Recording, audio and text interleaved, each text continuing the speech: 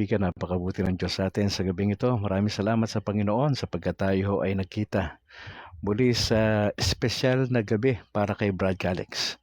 Sapagkat ang gabi na ito ay espesyal sapagkat ito ay aking kaarawan. I'm celebrating my 54th birthday tonight. 54 na ho tayo at salamat sa Panginoon sapagkat tayo ho ay umabot sa ganitong edad at praying for more years to come. Maraming salamat po sa mga kaibigang pastor, mga missionaries sa iba't ibang bahagi ng Pilipinas, lalo na dito sa Negros na bumati po sa atin. Maraming salamat. Gusto ko lang din hong pasalamatan yung mga nanay na nag-treat sa akin kanina sa isang mall sa Mandalagan. Kay Ate Tiray, magandang gabi po. Kay Ate Susan na bumiyahe pa all the way from Manapla. Si Ate Diosdada. Magandang gabi po sa inyo at salamat po sa inyong panahon na ibinigay sa akin na tinitreasure ko po yon, yung mga ganyang event sa aking buhay. Maraming salamat sa inyong pagmamalasakit, sa inyong pagmamahal at damang-dama ho yan ng inyong kapatid sa gabing ito. Maraming salamat din sa aking may bahay na nagkaroon kami ng konting celebration kanina at maraming salamat Annalyn, Lidesma Calixtro, ganoon din sa aming dalawang anak na si James Philip at Alana Grace. Maraming salamat sa mga bumati sa akin. Hindi ko kayo maisa-isa, opo, pero gusto kong sabihin na maraming salamat po. Mga kaibigan, tulad po na aking sinabi, ito pong gabing ito ay napaka-espesyal para kay Brad Calix sapagkat I'll be sharing with you yung aking spiritual journey. What's going on? Medyo matagal na, di ba? At siguro may mga napapansin na rin po kayo. At yun po ay normal. Mas magandang mas marinig nyo kay Brad Calix yung first-hand information kaysa ho sa ibang tao nyo marinig. Di ho ba? Para ho maalis ho yung mga haka-haka, yung mga opinion, lalo tigit yung mga chismis. Ayaw po natin yon. Kaya ho maraming salamat sa Panginoon Diyos sa opportunity na binigay niya sa gabing ito. Now, bago tayo magsimula mga kapatid ay manalangin muna tayo at gawin nating guide ang Nicene Creed sa ating pananalangin sa gabing ito. Manalangin po tayo. I believe in one God, the Father Almighty, maker of heaven and earth, of all things visible and invisible. I believe in one Lord Jesus Christ, the only begotten Son of God, born of the Father before all ages, God from God, light from light, true God from true God, begotten, not made, consubstantial with the Father. Through him all things were made, for us men and for our salvation. He came down from heaven, and by the Holy Spirit was incarnate of the Virgin Mary, and became man. For our sake he was crucified under Pontius Pilate. He suffered death, and was buried, and rose again on the third day in accordance with the Scriptures. He ascended into heaven, and is seated at the right hand of the Father. He will come again in glory to judge the living and the dead, and his kingdom will have no end. I believe in the Holy Spirit, the Lord, the giver of life, who proceeds from the Father and the Son, who with the Father and the Son is adored and glorified, who was spoken through the prophets. I believe in one holy, Catholic, and Apostolic Church. I confess one baptism for the forgiveness of sins, and I look forward to the resurrection of the dead and the life of the world to come. Amen. Magandang gabi ho, Luzon, Visayas at Mindanao, sa lahat ng mga pastor, sa lahat ng mga missionaries, sa lahat ng mga evangelists at sa lahat sa mga kaparian natin sa buong archipelago. Mga kapatid, napaka-importante para kay Brad Calix ang gabing ito sapagkat I'll be telling you sa mga oras na ito yung aking spiritual journey. Now, gusto ko lang magkaroon tayo ng disclaimer, mga kapatid, sa gabing ito. Now, gusto kong sabihin na ang lahat ng inyong mapapakinggan sa broadcast na ito ay pawang tunay. Wala pong halong pandilinlang. na inaasahan ko pong magiging makabuluhan ang inyong mapapakinggan. Now, hindi ko po hawak yung inyong isipan habang nakikinig kayo at lalo tigit hindi ko po hawak ang inyong pagpapasya na matapos nyong marinig lahat ng aking sasabihin sa dulo, pinapasa Diyos ko na lang po yung magiging reaksyon nyo sa mapapakinggan nyo, mga kapatid. Now, bilang pambungad, ay nais ko magpasalamat sa aking mama na si Ginang Elsie Manlangit Calixtro. Isa po siyang retiradong guro, pampublikong guro ng sekundarya na gumabay ho sa akin sa lahat ng mga naging hakbangin ko sa buhay. Naging sandalan sa mga panahon na kailangan ko ang isang ina. Ma, maraming salamat sa pag-guide nyo sa akin hanggang ngayon. Pangalawa, gusto kong pasalamatan yung aking kapatid na si Alfred II, isa sa mga chef ng Shangri-La Main sa Ortigas, na tumulong ho sa akin ng pinansyal at nang pumasok po ako sa ministeryo hanggang ngayon na nananalangin at tumutulong po sa amin. Tol, maraming salamat. Nais ko ring magpasalamat sa namayapa kong unang asawa na si Remedios Nuki Calixtro sa kanyang napakahalagang papel sa buhay ko bilang kritiko ko sa ministry at nagsilbi kong pribadong sekretarya sa lahat ng gawain. Remy, maraming salamat sa alaala.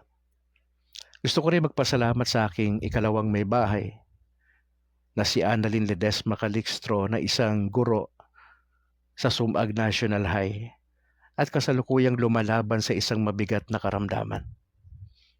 At sa aming mga anak na sina James Philip at Alana Grace sa kanilang pagmamahal at unawa sa aking naging pagpapasya. Ma, maraming salamat sa unawa. At sa aking mga anak, maraming salamat mga anak sa inyong unawa sa inyong papa. Gusto ko ring pagpasalamat sa aking panganay na anak sa una kong pag-aasawa na si Jairi Paul Nuki Calixtro. Siya po ay assistant pastor ng Burning Bush Alliance Church sa Antipolo City. Sa kanyang naging unawa sa aking desisyon.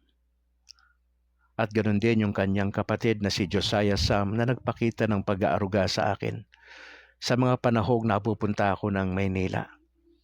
Mga anak, maraming salamat sa inyo. Gayon din sa pamilyang Cisnero, kila Ate Lydia, ang namayapang Kuya Ray, maraming salamat po. Maraming salamat din Ate Au at sa buong iglesia lokal sa Asingan Baptist Church na siyang pinagpasturan po natin for 7 years. Sa lahat po ng mga miyembro, maraming salamat po sa inyo. Nais ko rin magpasalamat sa mga kaibigan ko kung saan nag-aral ako ng Bible School sa Southern Baptist School of Theology, SBST. Yan po ay extension ng PBTS Baguio. Ako po ay nagtapos dyan noong 1990. Gusto kong pasalamatan lahat ng aking naging profesor at mga kaibigang pastor na hanggang ngayon ay mga buhay pa at naglilingkod sa Panginoon. Mga bro, maraming salamat. Gusto ko rin magpasalamat sa Word of Life Bible Institute kung saan din tayo nag-graduate sa Laguna. Sa lahat ng aking naging profesor at kaklase at karamihan sa kanila ay mga pastor na rin po at missionary. Magandang gabi po at maraming salamat sa naiaambag nyo sa akin pagdating sa salita ho ng Panginoon. Gusto ko rin pasalamatan ang mga Fundamental Baptist, ang Conservative Baptist, ang Bible Baptist Churches. Gayon din po yung mga nakasama ko sa Navigators Philippines na isang para-church na kung saan tayo po ay na-disciple noong ating high school days way back 1986-87. Sa MMP Philippines, maraming salamat po sa mga nakasama ko ng mga manggagawa. Sa Reformed Baptist, ako po ay 10 taon na Reformed Baptist. Tahimik lang, dating yumakap ng tulip na doktrina at iniwan po natin yan, ang turo na yan. Gusto ko rin magpasalamat sa Student Missionary Outreach o SMO na naging bahagi ng aking buhay. Kay Ate Ning, maraming salamat sa lahat ng mga leaders ng SMO Philippines na nandito yan sa Bacolod lang. Maraming salamat po Ate Ning sa inyong pagmamahal sa lahat ng leadership ng iglesia lokal. Maraming salamat po sa inyo. Hindi po namin makakalimutan yung ginawa po ninyong pagkupkup sa amin. Maraming salamat po.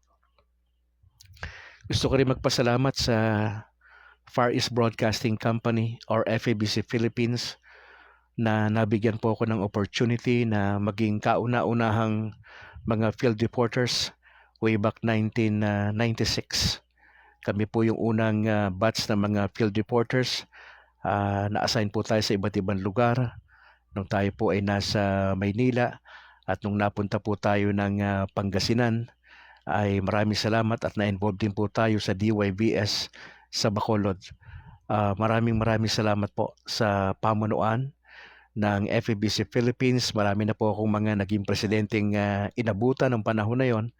At dito sa DYBS, maraming salamat sa aming station manager, kay Pastor Chester Elias at sa lahat ng mga staff.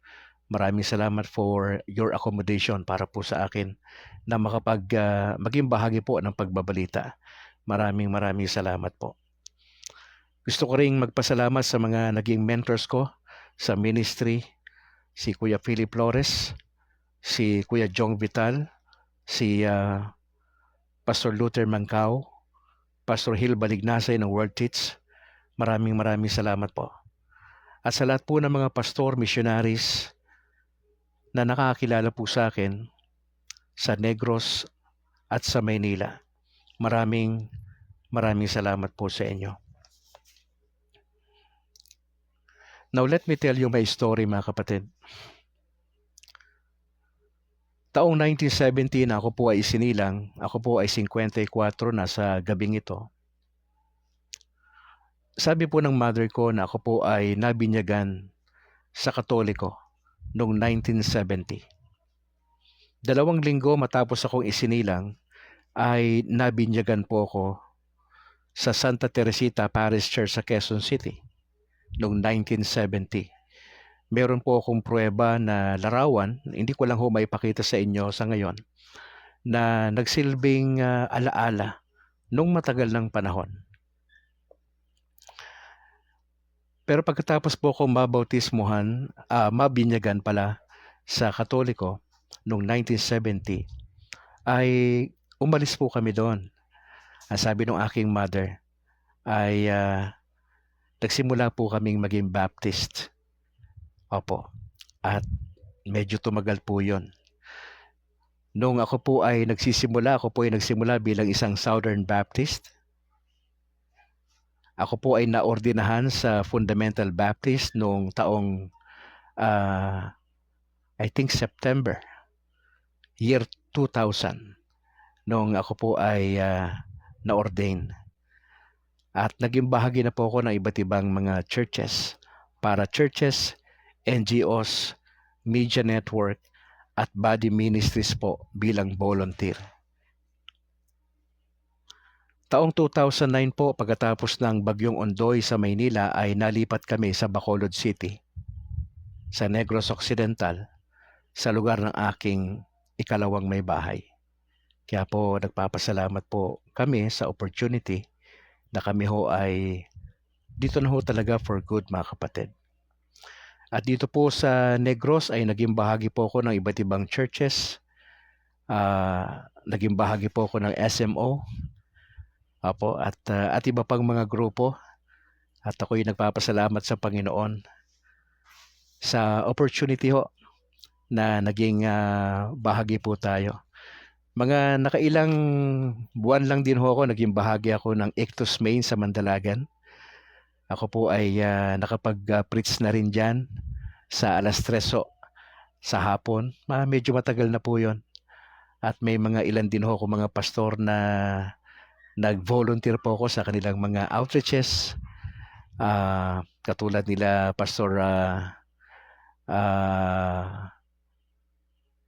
Pastor Hill Fernandez, Naging bahagi po ako ng kanilang grupo ng kaunting panahon lang din ho. At yung iba pang mga kapastoran. Opo. Now, sinishare ko po mga kapatid sa mga kapapasok lamang sa ating broadcast na ito isang kwento ng aking spiritual journey. Ano na ba nangyayari sa akin ngayon? Marahil may mga napapansin kayo sa takbo ng ating content, ng ating pagbo-broadcast. At sabi ko po sa inyo, gusto ko maging honest. Gusto kong ikwento yung ilang detalye. At hindi ko po alam kung ano po ang resulta nito pagkatapos ko magkwento. And probably some of you ay malulungkot. And probably some of you ay okay lang. Probably ang iba sa inyo ay mananahimik. Ang iba sa inyo probably may iwang tanong sa inyong kaisipan, and that's normal. Mga kapatid, ang objective ni Brad Calix tonight is sabihin sa inyo laman ng aking puso at maging transparent po sa inyo mga kapatid. Mas maganda po yun na alam nyo. Wala akong nilihim sa inyo. At ito po ay bahagi ng aking kwento. Ito po yung I think isa sa pinakamahalagang segment ng aking pagbo-broadcast sa Kainos Life. Yung personal kong maikwento sa iyo, ano ba nangyayari? Para hindi ho kayo malito, hindi na kayo magtanong kung saan-saan kasi direkta ko na ho sinasabi sa inyo sa mga oras na ito. Na panahon po ng pandemya na magkaroon ako ng inner desire for truth. Na feelings ko sa panahon na yon, malaking kawalan kasi hindi normal yung buhay ko. Lagi na lang po tayo nasa bahay nung panahon ng pandemya. Naiinip ako masyado, pero ibinuhos ko na lang po yung malaking panahon sa panonood sa mga video sa YouTube na makabuluhan at pakikinig sa mga religious staff. Noon pa man mga kapatid, noong panahon na ito ng pandemya, ay malaki na po yung aking paghanga sa Orthodox Church. Dahil sa paniniwalang tama ang kanilang belief system. Now, dumating po yung point mga kapatid na may mga nakakausap na ako mga local priests sa Pilipinas bilang paghahanda na pagiging isang catechumen. Pero lumipas ang medyo mahabang panahon na tila walang malinaw na direksyon na ako'y maging isang member ng Orthodox Church. Now, sa mga panahon na ito ay buntik na rin ho ako maging alliance na pastor noong mga panahon na ito. Matagal ko na hong alam ang grupo ng Alliance. Nung nasa Manila pa ho kami at may mga kaibigan po akong pastor sa Alliance. Sa katunayan po yung aking panganay sa aking first marriage na namatay yung aking may bahay. Yung aking panganay po siya po ay assistant or associate pastor po sa Burning Bush Alliance Church sa Antipolo City. Nag-aral po siya sa Alliance Graduate School, yung aking panganay. At alam po ba ninyo na natapos ko rin ang 6 months probationary period ko sa Alliance dito sa Negros. Nagpipreach na po ako sa ilang mga churches. Pero marami po kami kinukonsider kung kami ay tutuloy ba sa Alliance Church. Pero mga kapatid, may mga pangyayaring di inaasahan. May 4 na bagay na nangyari po noong mga panahon na yon. Una, ang misis ko po ay na-diagnose na meron po siyang stage 3 colon cancer. At hanggang ngayon po, yun po yung pinaglalabanan niya. Wala po kaming sabihin na ito pwedeng masandalan, talagang kumapit ng todo maliban sa Panginoong Hesus. Kami po'y nagdadasal ng milagro para sa aking may bahay.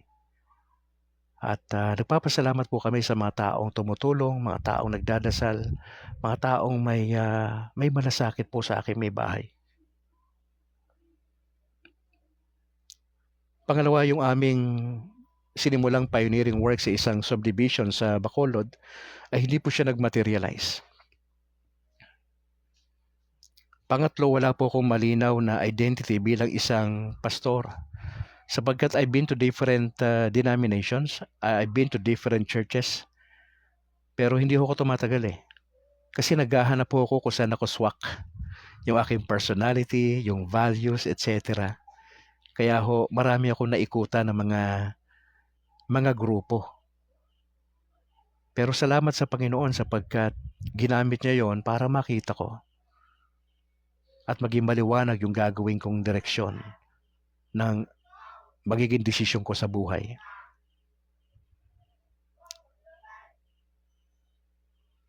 Ikaapat po, mula po sa Bago City kami po ay nalipat ng matitirhan dito balik po kami sa Sumag. Gawa nga po ng karamdaman ng aking may bahay. Pero po sa kabila ng mga bagay po na ito ay patuloy pa rin po kami naglilingkod sa Panginoon. Narito pong ilan sa mga naging ministry ko sa Body of Christ. Ako po ay matagal ng reporter ng Far East Broadcasting Company. Ako po ay nagsimulang maging bahagi ng FEBC Philippines nung ako'y nasa Maynila pa. Noong 1996, kami po yung first batch ng mga volunteer field reporters. Wala po akong sweldo. Ginagamit ko lang po yung aking talento sa pag-broadcast, paggawa ng balita. Now, I was trained by Far East Broadcasting Company how to do news. Opo. Kaya po maraming salamat sa lahat ng mga mahuhusay na reporters ng Far East Broadcasting Company. At naging bahagi nga rin po kung napunta kami dito sa Negros ng DYVS Bacolod. Maraming salamat po sa kanila. Ako po ay naging host ng Kainos Life Gospel Broadcast sa Facebook. At ako rin po yung founder ng Pray Tayo Global Ministry na 3 taon na po ito. Ang Kainos po ay 4 na taon na. Nagsimula po yan October 20, taong 2020. At halos magkasunod lang. Yung Pray Tayo Global Ministry online ay 3 taon na po ito. Isa rin po ako sa mga facilitators ng World Teach Philippines online. Naging bahagi rin po ako ng Bago City PNP station bilang life coach. Ako po ay naging pulpit supply sa 2 churches sa Talisay at Bacolod. At nakapagsimula rin po ako ng gawain sa araw, isang maliit na home Bible study. At ako po ay naging direktor ng isang mobile Bible school sa Negros na ang tawag po namin ay Equipped to Minister Bible Institute.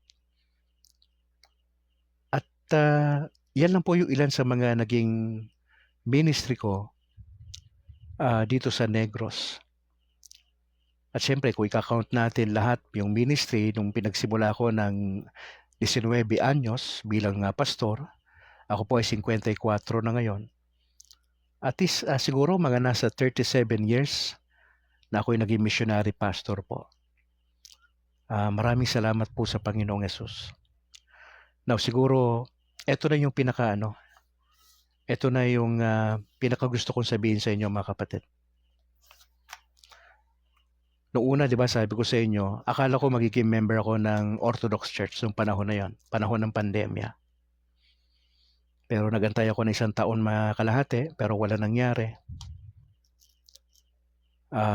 Nanalangin kami sa Alliance kung kami ay mapupunta sa Alliance, pero marami kami kinonsider.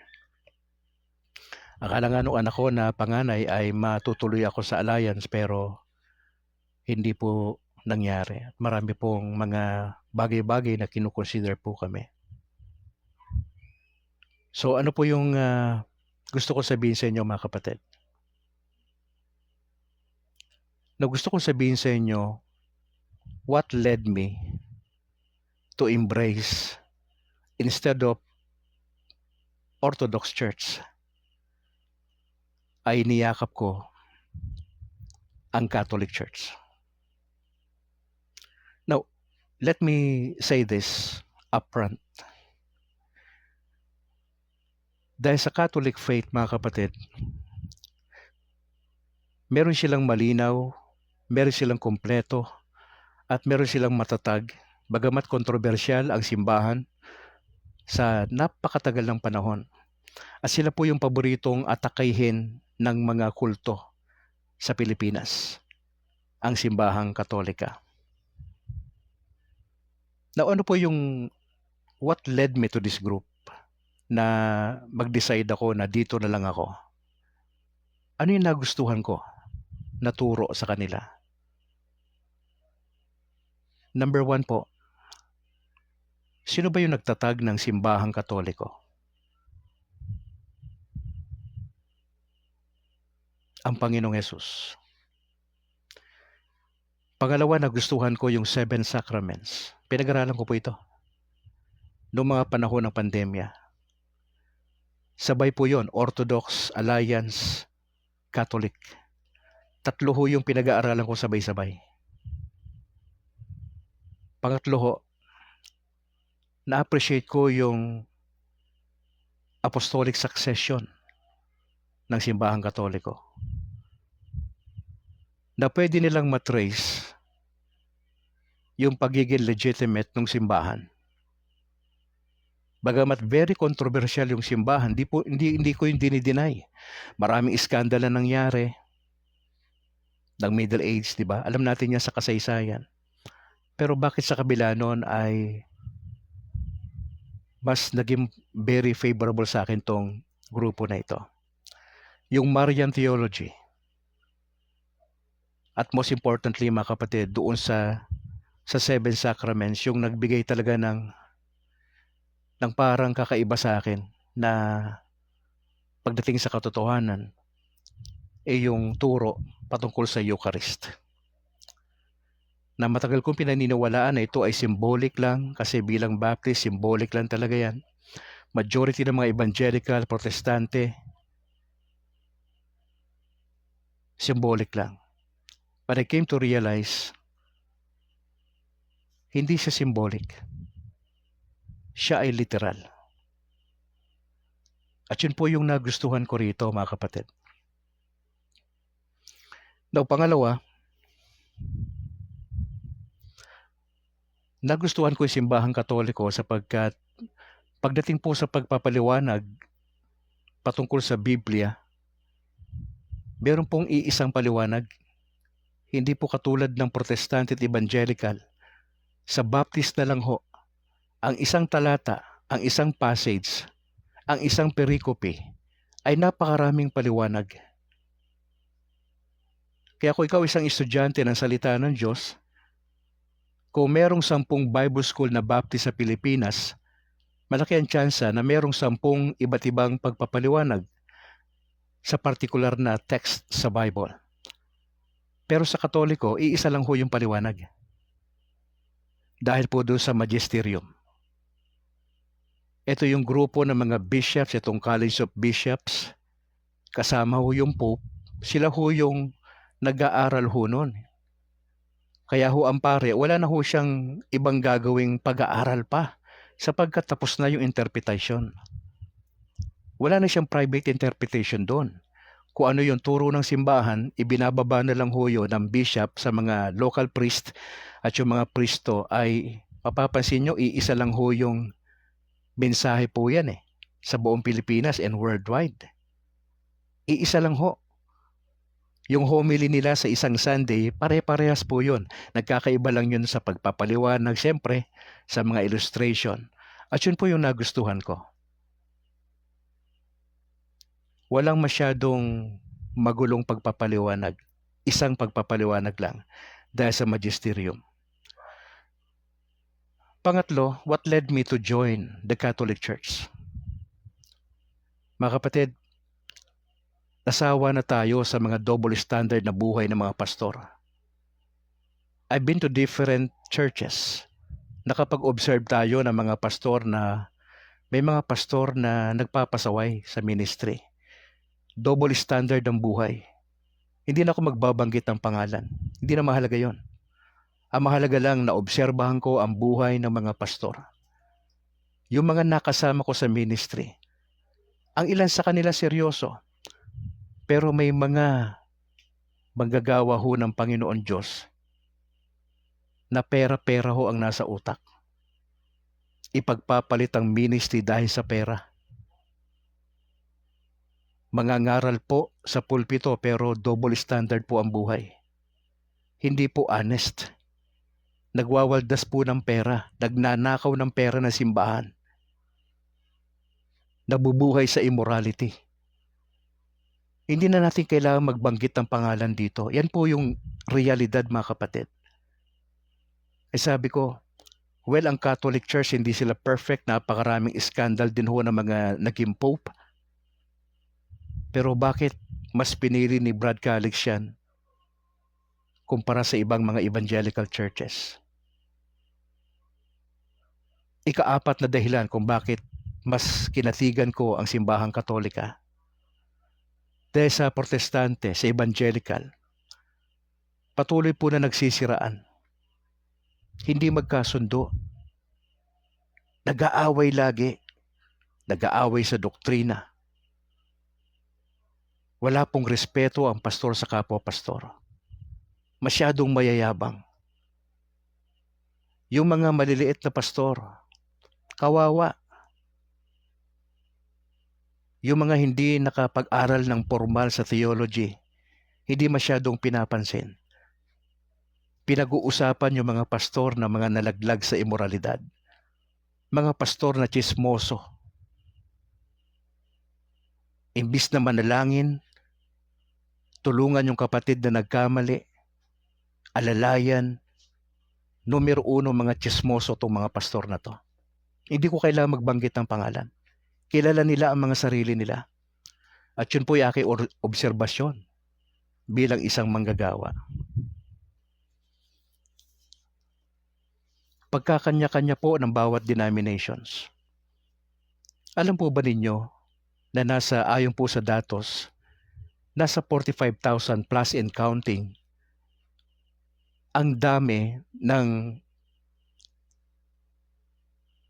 religion, sekta at denominations worldwide. 45,000. Now, ano ang dahilan? Bakit dumadami ang denominations? Bakit may kanya-kanyang sekta? Nagkakanya-kanya po eh. Sakim sa kapangyarihan. Ayaw magpakumbaba. Kaya pag umalis sa isang grupo, gagawa ng isang grupo, paparehistro sa sect, siya yung founder ng sekta na yon. Napakagulo natin sa Pilipinas. Now, ang ilan pa ho sa naging dahilan that led me to join the Catholic Church. Dahil ako po yung nag-iimbestiga, nag-aaral, tinitignan natin, nagtatanong tayo. May nakita po akong mga videos sa YouTube na mga pastor na na-convert mula sa pagiging isang sikat na theologian, pastor sa US. Si Scott Hahn po na dating Presbyterian na theologian. 1986, he decided to join the Catholic Church. At marami pang pastor na kilala sa US na iniwan ang kanilang denomination sapagkat para sa kanila, etong simbahan ng Katoliko ang tama. At dito sa Pilipinas, mga kapatid, may nakita ako na pastor sa Cebu na ang pangalan ay Noe Dora. Ang kauna-unahang pastor na na-convert sa Catholicism. At nung sinusundan ko yung kanyang videos, to date, nasa 300 plus na ho yung mga pastor na nakasama niya sa simbahang Katoliko. Ibig sabihin, binitawan nila yung mga sekta nila at nag-join kay Brother Noe Dora ngayon. Ano pa yung napansin natin? Walang humpay na paghatol ng bawat pastor at denominasyon sa bawat isa. Kanya-kanyang siraan. Pamumulitika. Pagod na ho ko sa ganyang klase. Matagal na tayo sa ministry. Marami na tayong naobserbahan, mga kapatid. Na gusto kong sabihin, mga kapatid, ang desisyon ko na maging bahagi ng Catholic Church ay pawang personal journey. Hindi po ako bunga ng debate. Hindi rin po ako nabayaran ng malaking halaga o napangakuan ng Diocese sa Bacolod ng posisyon para lumipat. Hindi ho. Ito po ay bunga ng pananalangin, pag-iimbestiga, at pag-aantay. Etong buwan ng June, itong taon, nagpasya akong itigil na ho yung aking ginagawa. Tumigil na po ako sa pagbabalita sa DYBS. Tumigil na po ako mag-preach sa 2 churches na nagsisilbi akong pulpit supply. Kasi kinakailangan ko mag-decide. At hindi po pwedeng dalawa ang mukha ko.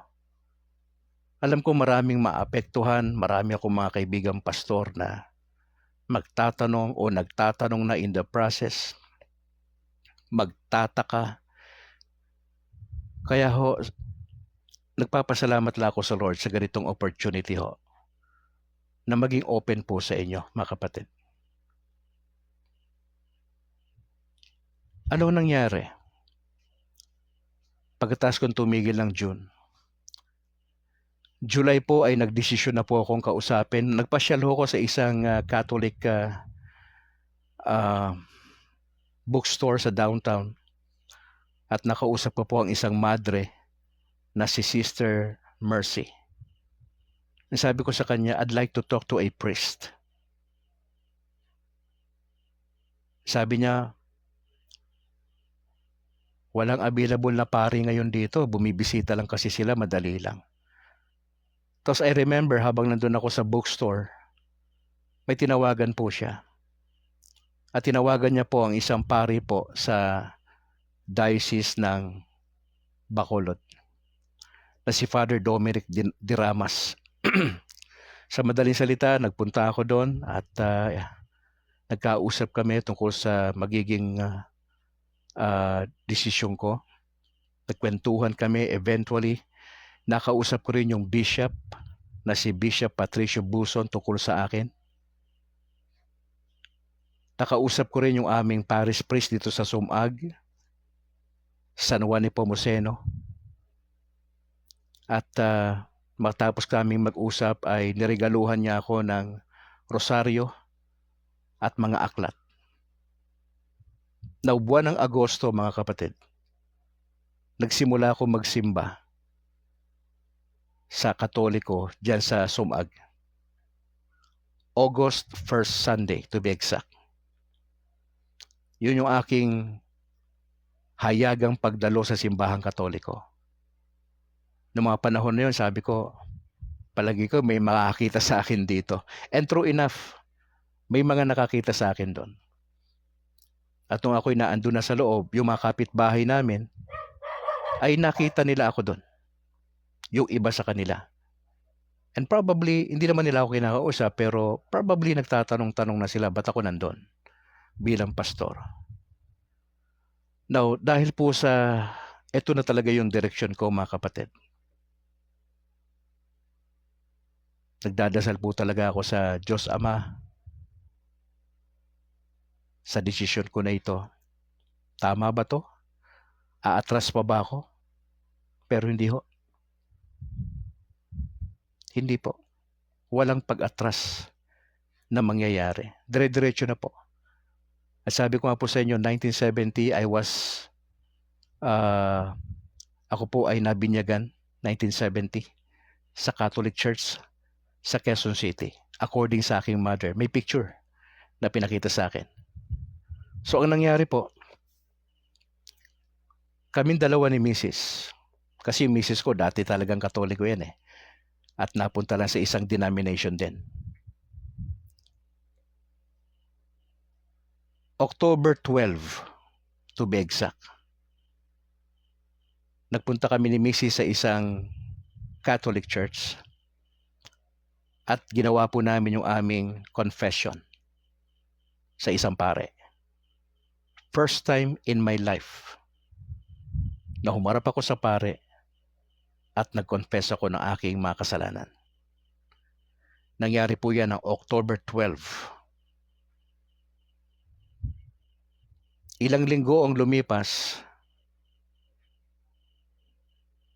October 26, nang opisyal po ako na ma-confirm ni Bishop Patricio Buson dyan sa Sumag. In other words, mga kapatid, October 26, ako po ay opisyal na naging miyembro ng San Juan Nepomuceno Parish Church sa Sumag.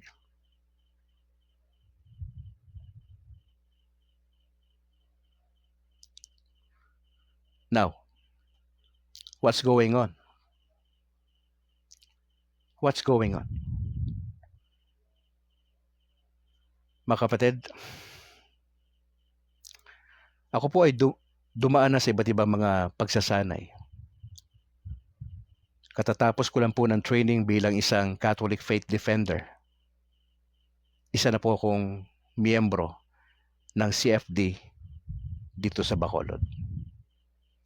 Ako po ay nag-ongoing po ng pag-aaral bilang isang katekista dito po sa Sacred Heart Seminary. At ako po ay tumutulong sa pagbibigay ng spiritual formation o recollection sa mga estudyante. Doon po sa Himamaylan, nagawa po namin yon. Now, in short, para saan to?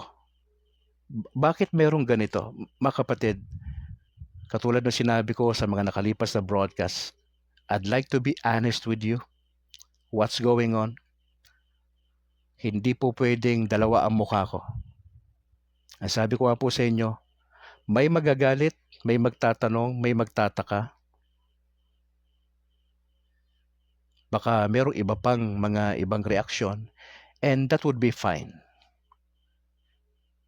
Ang magiging trato ko po sa inyo, parehas lang. Wala hong pagbabago ron. Ang hindi ko na sagot, ano ang reaksyon nyo after this? Hindi ko po alam. I just submit myself to God, pangalawa sa inyo. With humility and love and with respect. Sinasabi ko po ito sa inyo. Para wala na hong lumabas na mga chismis pa kung saan-saan. Kasi napakinggan mo live sa birthday ko ginawa December 3, 2024, alas 8. Nangyari ito, 40 minutes lang ako nagsasalita rito. Napakinggan mo first hand. Pwede mo ulitin tong video na to mamaya. Kaya po, nagiging honest lang po ako sa inyo mga kapatid. Na gusto ko sabihin officially sa gabing ito sa aking kaarawan mismo, sa aking 54th birthday tonight. Ito po yung aking official declaration. Ladies and gentlemen, to my fellow pastors, missionaries, at yung mga nagmamahal po sa atin, naniniwala kay Al Calixto. Dahil dito mga kapatid, ako na si Al Calixto ay hayagan kong sinasabi sa gabing ito, December 3, 2024, alas 8:41 ng gabi, na opisyal kong niyayakap ang pananampalatayang Iglesia Katolika Apostolika Romana at formal kong iniiwan ang aking pagiging isang independent missionary pastor ng grupong Baptist for 37 years. Mga kapatid, bukas po ako sa anumang dialogo. Bukas po ako sa anumang forum. Wag lang this month. Gawin natin next year kung gusto po ninyo.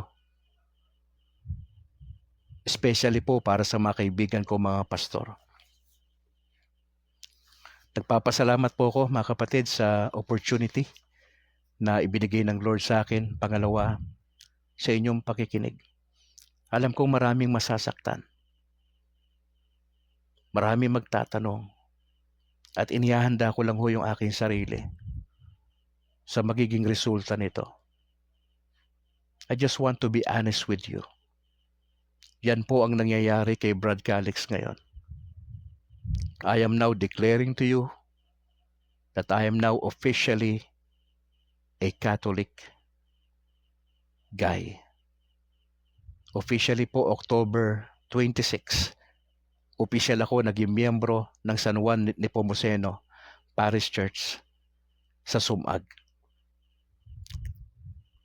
Kasama ang aking may bahay at yung aking dalawang anak na si James Philip at Alana Grace.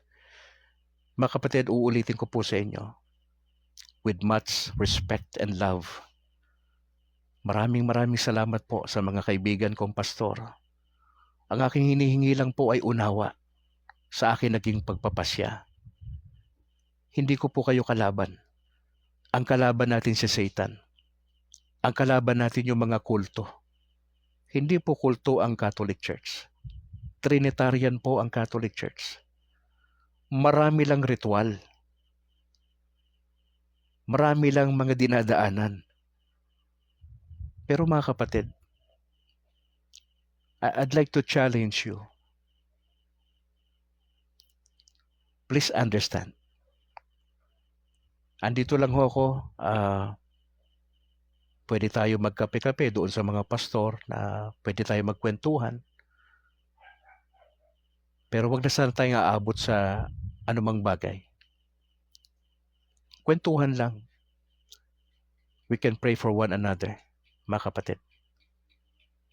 At maraming salamat po sa inyo. I hope na simula ho sa gabing ito at sa mga following broadcasts, again, it's up to you mga kapatid. Kung magtutuloy kayo sa Kindness Life, it's up to you. Nasa inyo po ang pagpapasya. I'm just declaring kung ano yung nasa puso ko, mga kapatid. Gusto ko lang maging honest sa inyo. Para hindi na ho kayo nagtatanong-tanong pa kung saan-saan. Pwede kayong dumirekta sa akin, mga kapatid. Pwede tayo magkape-kape, mag-usap tayo. Pwede tayo mag-video call, mga kapatid. Kaya maraming salamat po. At gusto ko lang pasalamatan yung aking parish priest, si Father Luan, si Reverend Father Luan, dyan sa San Juan Nepomuceno. Father, magandang gabi ho. Ganon din kay Father Robert at sa lahat ng mga tropa natin sa Catholic Faith Defenders sa Diocese ng Bacolod, sa Granada, sa Kabangkalan at sa Talok. Maraming salamat po sa inyo. Mga kapatid, that's all for tonight. I just want to thank you. Maraming salamat po at salamat sa unawa sa mga fellow pastors. Andito lang ho ako. Kung gusto nyo ng open forum dialogue, let's do it next year. Yun po yung aking gagawin. Para po sa mga kaibigan natin na open po sa ganitong pag-uusap. Ito po ay ano lang po ito po ay friendly to kung nais po ninyo. Next year po natin gawin, probably by March, para merong mahaba-haba yung ating preparations. Opo. Misan pa, sa ngalan po ng aking may bahay na si Annalyn Ledesma Calixtro at yung aming dalawang anak na si James Philip at Alana Grace, at sa lahat ng mga pastors, missionaries, evangelists na naging bahagi ng buhay ko, gusto ko lang sabihin, maraming salamat po sa inyo. At ako po ay nagpapasalamat sa mga naging kaibigan ko sa Church of Christ, kila Pastor Abobot at sa buong tropa. Maraming salamat. Salamat sa naging sa ating sharing. Maraming salamat sa opportunity to know you. Maraming salamat kila Pax Padilla na mga kaibigan natin. Talagang iba-ibang grupo ito, pero ang maganda lang nito ay bukas lang ho sa mga pag-uusap. Kaya maraming salamat po. Salamat muli sa mga nag-greet sa ating kaarawan. Masaya ako kasi umabot ako sa 54 na birthday natin tonight. Maraming salamat po. To God be the glory, mga kapatid. At let me pray for you, mga kapatid. Ama, salamat po sa gabing ito. Salamat sa mga kapatid na umunawa sa sinasabi ko. Lord, bahala na kayo sa kanila. Gusto ko lang maging honest bilang isang mangangaral. Ayoko magtago kasi wala akong may tatago sa isang banda. Mas maganda na itong nagsalita na ako kaysa kung saan-saan pa nila makita o mabalitaan yung mga bagay-bagay. I just want to submit myself to you, Father. Ang naging decision ko, alam ko, maapektuhan yung pamilya ko.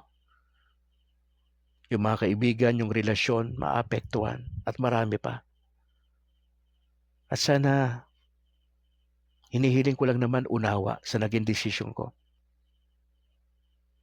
Huwag nilang personalin, Panginoon, na pati yung aming friendship ay mababali dahil po sa aking desisyon. Sana manatili pa rin yung unawa at respeto sa kabila ng lahat. Lord, itutuloy ko itong ministry ng Kainos Life na 4 na taon na. Salamat. Ang Pray Tayo Global Ministry na online na 3 taon na. Maraming salamat. At sa aking bukas na komunikasyon sa iba't ibang denominasyon, Panginoon Diyos, ay nais kong ituloy ang bukas na dialogo sa mga kaibigan kong pastor, mga missionary at evangelist sa buong Negros at sa Maynila. Maraming salamat sa lakas ng loob, Panginoon, na binigay niyo sa akin para ikwento kung ano ba nangyayari sa akin, sa aking buong pamilya. At maraming salamat po sa nangyari sa gabing ito. I just want to thank you and praise you. Maraming salamat po. At sana yung mga kaibigan kong pastor ay mananatiling kaibigan ko pa rin sila sa kabila ng lahat. Maraming salamat po. Binabalik ko mataas na papuri, Ama, sa inyo. Sa pangalan ni Jesus. Amen. Mga kapatid, maraming salamat for joining sa ating special edition of broadcast tonight, December 3, 2024. Hindi ko na ho maisa-isa yung pangalan nyo na nakasama ko sa gabing ito. Ito pong video na ito ay open to share to anyone, to any group. Just feel free to share this, mga kapatid. Binibigyan ko kayo ng authority to do that, mga kapatid. You can share this. Wala hong problema. At maraming salamat sa mga kasama ko na tumulong, manalangin. Kay Kaburnok, maraming salamat, bro. Sa buong tropa ng Catholic Faith Defenders sa Bacolod. Kay Harvey na nakakasama ko sa Usapang Katolisismo kada gabi. Re-resume natin yan bukas, mga kapatid. Yung ating Kainos Life ay dire-diretso lang ho yan ng umaga. At sa gabi po ay Usapang Katolisismo. Pinag-uusapan natin, thou shall not commit adultery na ho tayo bukas alas 7 ng gabi. At tuloy-tuloy pa ho tayo except Saturday lang ho, no? Pahinga si Brad Calix ng Saturday. Pag Sunday, meron pa ho tayong ginagawang pag-aaral. Ipanalangin niyo po yung aking bagong pahina ng aking paglilingkod kasama ang buong tropa ho ng simbahang Katoliko dito po sa Sumag. Again, mga kapatid, maraming salamat po at salamat for joining for tonight. Ingat po kayo and bye for now.